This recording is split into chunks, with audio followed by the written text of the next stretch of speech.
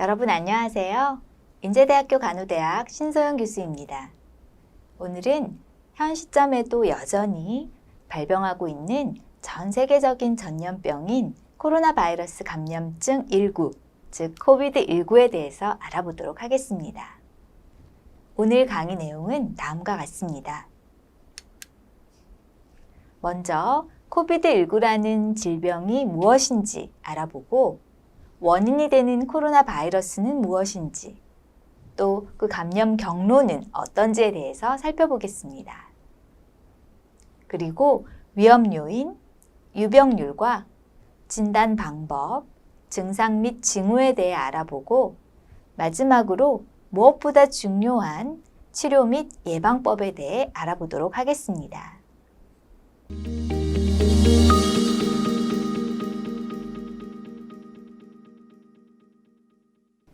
코비드19란 과연 어떤 질병일까요? 다들 코비드19와 그 원인이 되는 코로나 바이러스에 대해 어느 정도 알고는 계시겠지만 보다 정확하게 알아보도록 하겠습니다. 코비드19는 코로나 바이러스 감염에 의한 호흡기 증후군으로서 2019년 중국 후베이성 우한에서 처음 발병하였고 곧 전 세계적인 호흡기 질환의 대유행을 일으켰습니다. 코비드19를 일으키는 코로나 바이러스는 메르스와 사스와도 아주 유사한데요. 이 바이러스들은 모두 박쥐에서 비롯되었다는 공통점이 있습니다. 코로나 바이러스는 사람뿐만 아니라 다양한 동물을 감염시킬 수 있고 그 잠복기는 1일에서 길게는 14일 정도입니다. 다음은 코로나 바이러스의 전파 경로에 대해 알아보겠습니다. 지금까지의 연구를 통해 코로나 바이러스는 감염된 사람이 기침이나 재채기를 할 때 공기 중으로 방출되는 비말을 통해 전파된다는 사실을 알게 되었습니다. 이 비말은 일반적으로 몇 피트 이상 이동하지는 않고 몇 초 안에 땅 또는 표면 위로 떨어집니다. 따라서 감염된 사람과 가까이에 위치하여 이야기를 하게 되면 공기 중으로 방출되는 숨을 들이마시게 되어 감염될 수 있습니다. 또한 감염된 비말이 떨어진 물체나 물건의 표면을 만진 후 손을 씻지 않고 얼굴, 즉 눈, 코, 입을 만지게 되면 감염될 수 있습니다. 다음으로 코로나 바이러스의 유병률과 진단 검사에 대해 알아보겠습니다. 2020년 10월 15일을 기준으로 전 세계적으로 약 4천만 건의 감염 건수가 있었고 그중 약 100만 명이 코비드19로 사망하였습니다. 또한 2020년 10월 15일을 기준으로 코로나 바이러스 감염자 수가 가장 많은 국가는 미국이며 그 다음으로 인도, 브라질, 러시아, 콜롬비아 순을 보이고 있습니다.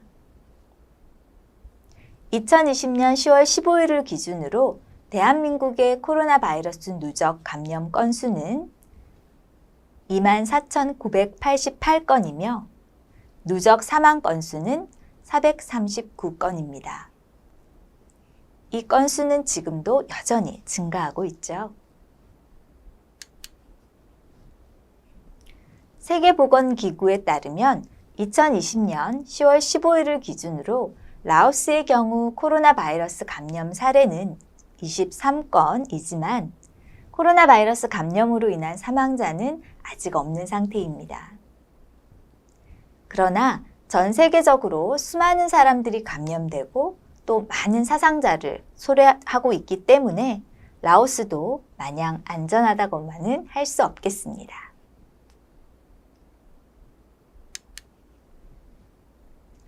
코로나 바이러스 감염은 리얼타임 PCR 테스트라는 검사를 통해 진단할 수 있습니다.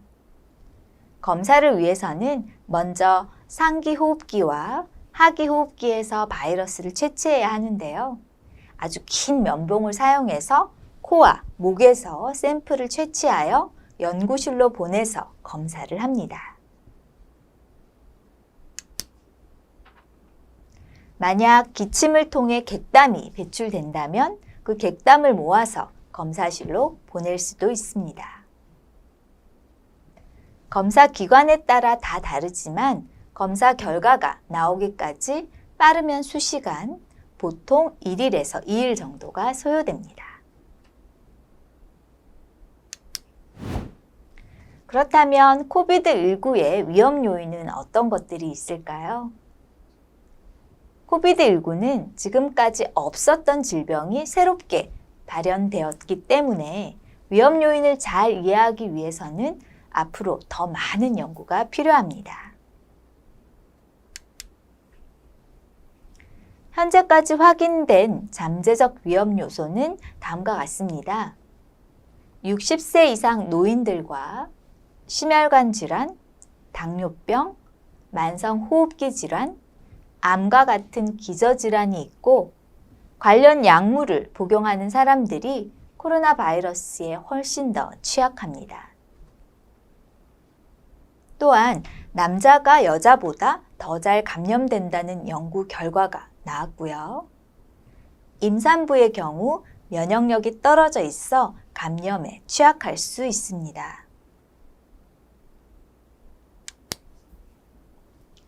특정 인종이 코로나 바이러스에 더 취약하다는 보고도 있고, 경제적으로 취약한 계층과 어떤 특정 직업군의 더 높은 감염률이 보고되는 경우도 있지만, 이러한 연구 결과들은 영양 상태와 건강 상태, 경제적 상태에 대한 일관된 접근성이 결여된 경우가 많아서 추후 좀 더 많은 연구가 필요하겠습니다.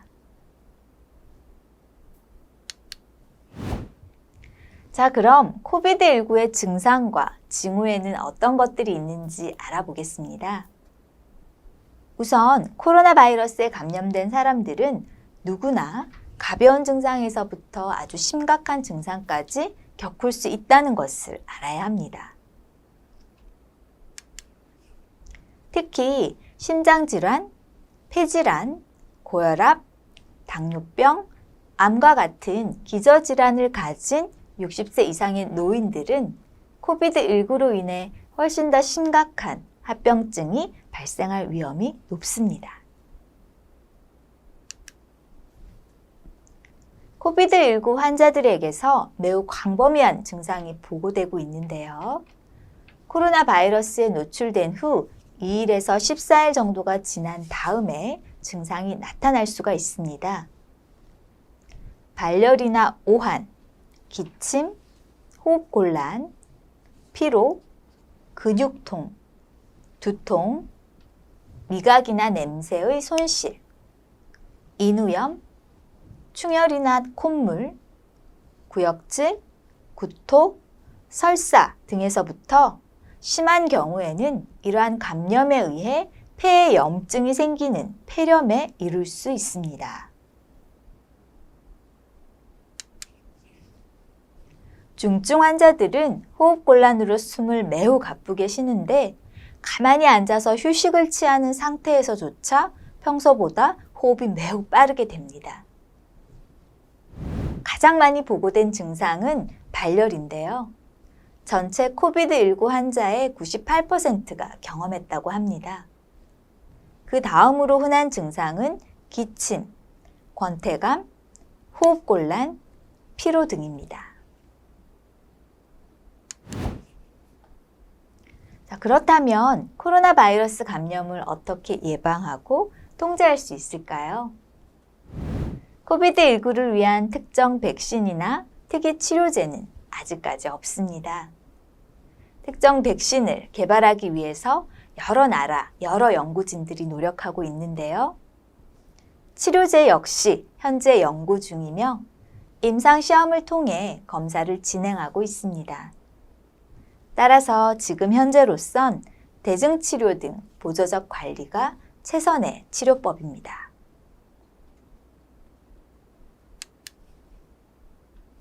주된 보조적 치료법에는 4가지가 있습니다.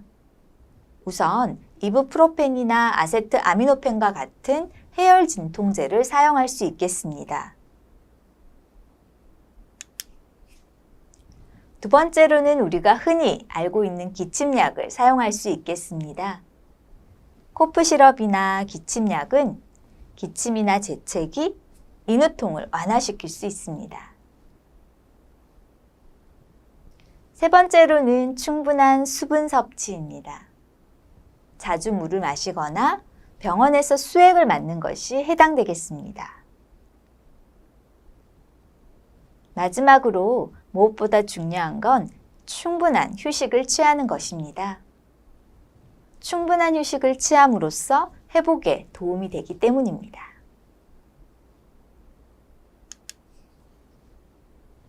미국 질병통제예방센터에서는 코비드-19를 예방하고 통제하기 위해 따라야 할 5가지 행동 지침을 제시하기도 하였습니다. 첫째, 사회적 거리를 두는 연습을 하고 아픈 사람이나 많은 사람과 큰 무리를 지어 만나는 것을 피해야 합니다. 즉, 사회적 거리 두기를 함으로써 무리지어진 사람들과의 관계 속에서의 감염을 예방할 수 있다는 것이죠.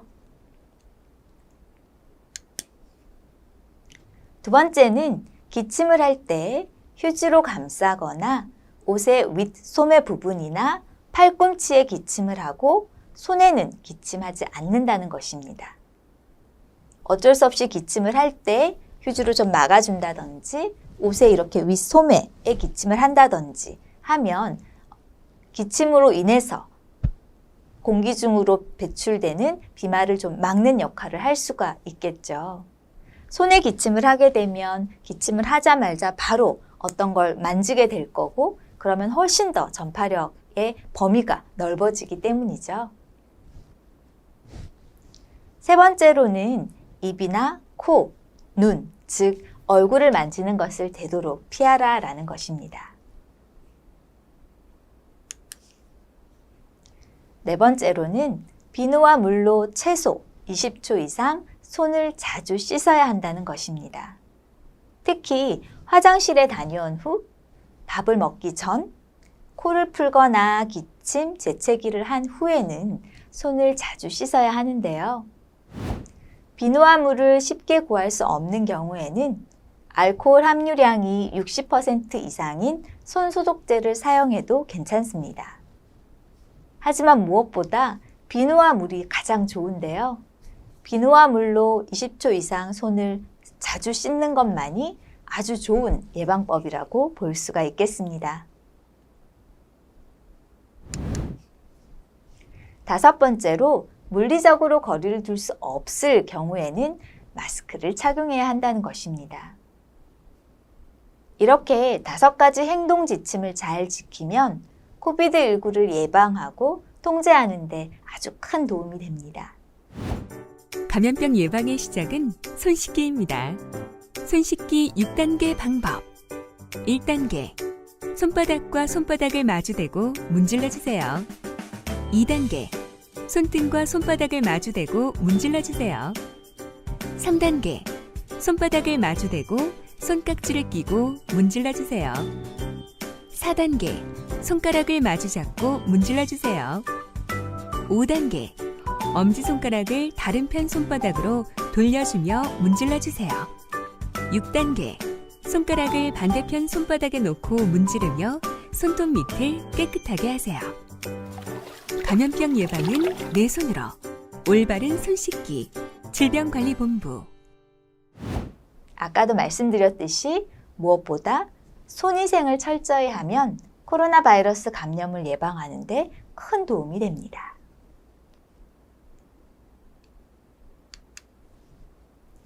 세계보건기구에서는 손소독제 또는 물과 비누를 사용한 손위생 지침을 제시하였습니다. 정확하고 구체적인 방법을 그림과 함께 설명하고 있어서 누구나 쉽게 따라할 수 있습니다. 먼저 손소독제, 즉 알코올을 이용하여 손위생을 하는 방법에 대해서 알아보겠습니다. 손 소독제를 짜거나 펌핑하여 손에 바른 다음 손과 손바닥을 비벼주세요. 그 다음으로는 오른쪽 손바닥과 왼쪽 손등을 교차하여 손가락끼리 비빕니다. 그리고 반대쪽도 똑같이 비벼주는 것입니다. 그런 다음 손바닥과 손바닥을 마주보고 손가락끼리 비벼준 후에 손가락이 맞물린 상태에서 손가락 안쪽까지도 비벼줍니다. 다음으로 왼쪽 검지를 오른쪽 손바닥으로 잡고 돌려주고 반대쪽도 똑같이 시행합니다. 그 다음 왼쪽 손바닥에 오른쪽 손끝을 대고 앞뒤로 원 모양으로 회전시키면서 손톱 밑까지도 비벼주는 것입니다. 마지막으로 손을 충분히 건조시킵니다. 이렇게 손바닥, 손등, 손가락 사이사이까지 하나도 빠짐없이 충분히 세척하는 손 소독제를 이용해서 20초에서 30초 정도를 위생으로 실시를 하면 여러분의 손은 깨끗하고 또 안전하다고 볼 수가 있는 것입니다. 다음은 물과 비누를 사용한 손위생 지침입니다. 역시 정확하고 구체적인 방법을 그림과 함께 설명하고 있어서 누구나 쉽게 따라할 수 있습니다. 먼저 손을 물에 적신 다음 충분한 양의 비누를 손에 짜줍니다. 손 소독제로 손위생을 할 때와 마찬가지로 손바닥과 손바닥을 먼저 비벼줍니다. 다음으로 오른쪽 손바닥과 왼쪽 손등을 교차하여 손가락끼리 비비고요. 반대쪽도 똑같이 비벼줍니다.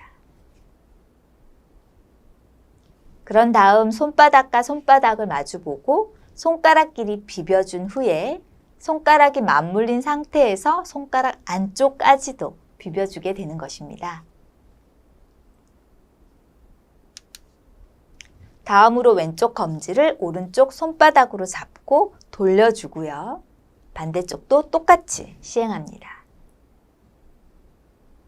그 다음 왼쪽 손바닥에 오른쪽 손끝을 대고 앞뒤로 원 모양으로 회전시키며 손톱 밑을 비벼줍니다.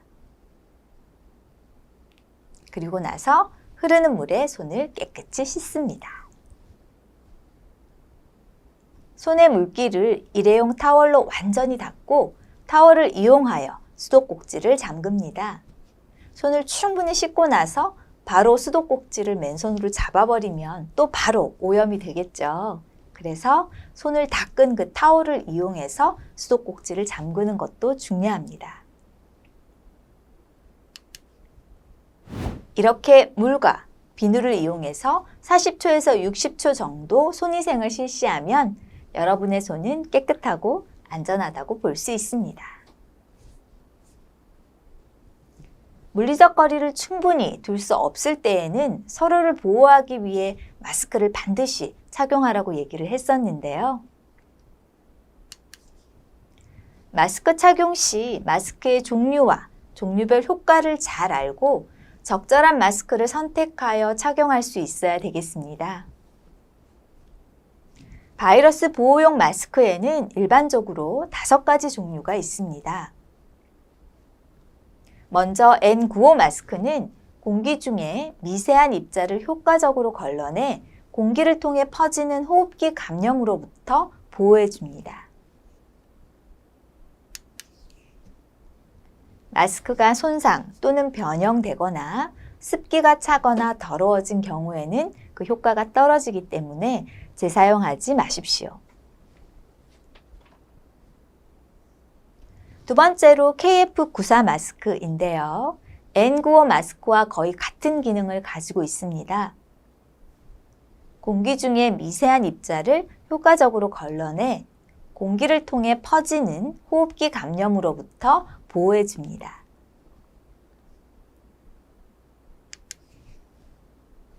마스크에 습기가 차거나 더러워진 경우에는 재사용해서는 안 되겠습니다.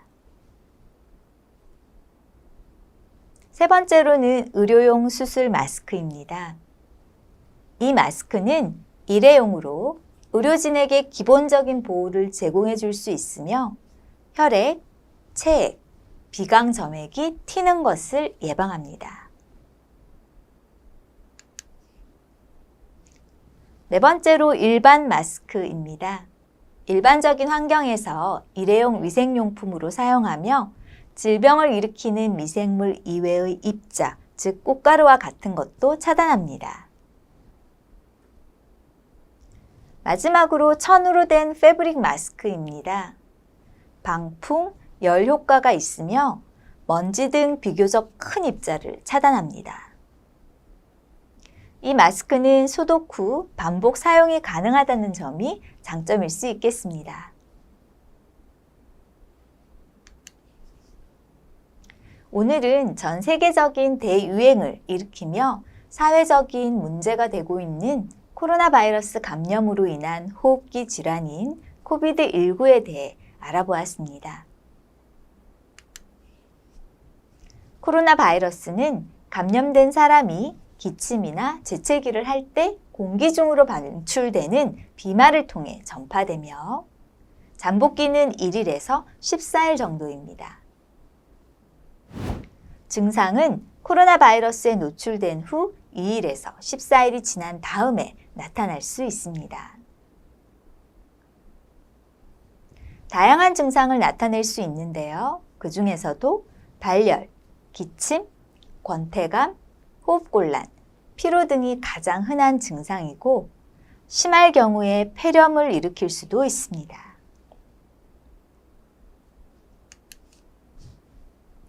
코비드19 치료를 위한 특이 치료제나 예방을 위한 특정 백신이 아직은 없는 상태입니다. 꾸준히 개발을 하고 있고 시험을 하고 있는데요. 지금 현재로서는 대증 치료 등 보조적 관리가 최선의 치료법이겠습니다. 따라서 사회적 거리를 충분히 두고 많은 사람을 좁은 장소에서 만나는 것은 피하는 게 좋겠고요. 어쩔 수 없이 기침을 하게 될 때에는 입을 잘 가리도록 하며 손위생, 마스크 착용 등 개인위생 관리를 철저히 하는 것이 무엇보다 중요하겠습니다.